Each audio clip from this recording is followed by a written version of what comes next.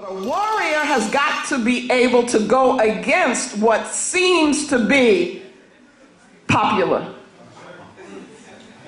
A warrior has got to up the ante, push the envelope. But in order to do that, we got to be clear about who we are and what it is that we want. And that's what the so-called leaders have not been able to give us. They have no agenda. So that means that you're always compromising because you're always acting out of fear. If leadership really meant something, then you would never act out of fear. That's not to say you don't get afraid sometimes. But fear can't be your agenda. Fear cannot be your agenda. So these leaders are clearly not warriors. And we're talking about warriors. Now, the warrior spirit makes you able to confront whatever needs to be confronted and let the chips fall where they may. That's right. And what we've done is to develop a program, a plan, and so forth, which is to say, let us go the way of the least resistance. What's the easiest way? What's the way that's, not going to get people mad at us? That's not a political agenda, and it's not a position of a sovereign people. So I think what I'm really doing is questioning this whole thing of leadership. We've watered down the concept of a leader. We have Uruguayized the concept of a leader. So that now, who we consider to be leaders, it's you got to be a star. And when I say a star, I don't mean a black star. I mean like Hollywood. That's what I mean.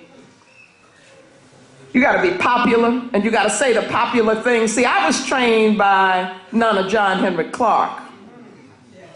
And that gives me the power to say what I think is truth to my people. And that's what he did.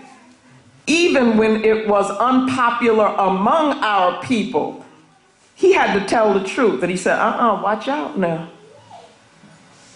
He ain't working for you. Watch out. And people came to him and they warned him. They said, Professor Clark, you really want to say that? You really want to take this position?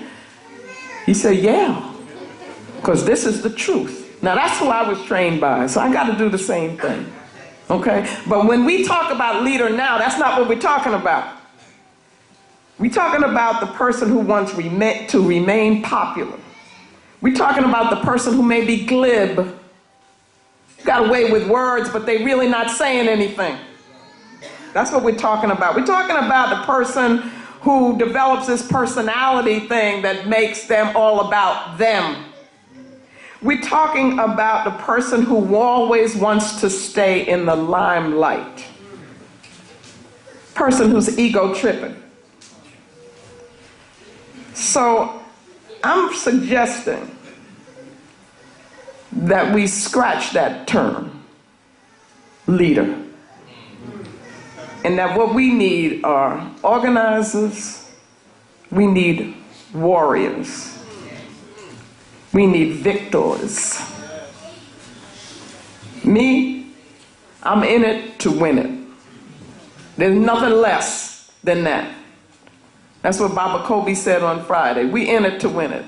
So we do whatever we have to do to make that happen. And we say whatever we know is truth or believe is truth or have thought about it. Okay? Problem is that the so-called leaders are not doing political analysis. They're not doing historical analysis.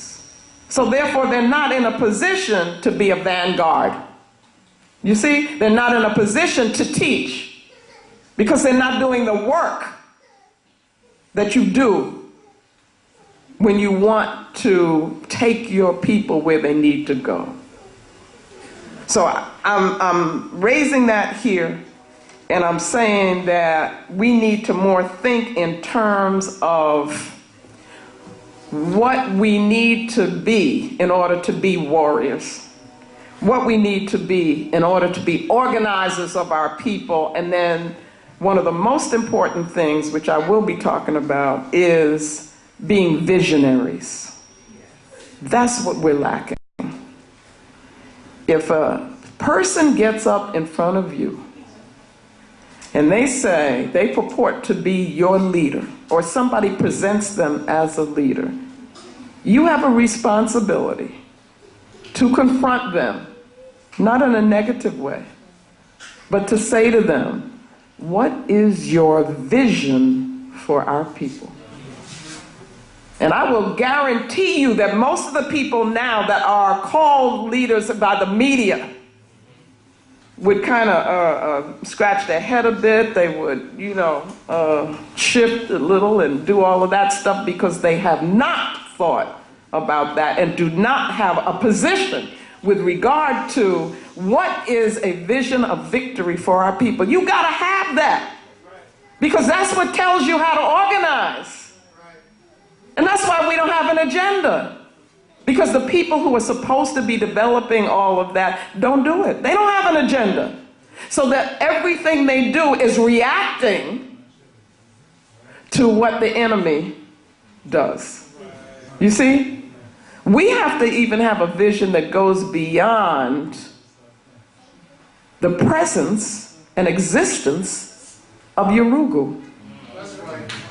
We have to be able to envision a world with no Urugu, an African world. Then what do we want it to look like? What do we want for our children in our world? We have to have the courage to construct our own reality. And that's what Garvey was talking about. That's right. Because he said he looked around, he didn't see what he thought should be there, and so what did he do? He didn't get depressed about it. He didn't get defeated about it. He said, I'm going to build the government that we need to have.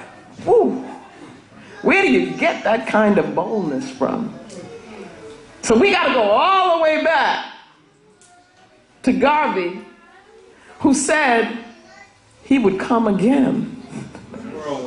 He said he would be here with us, no matter how long it took. And I'm telling you that the way he comes back is in our work.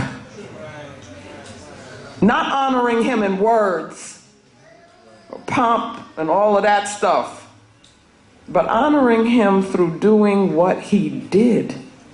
How many of us have the courage to do that? The man took on the world for us and in our name. But let me go on.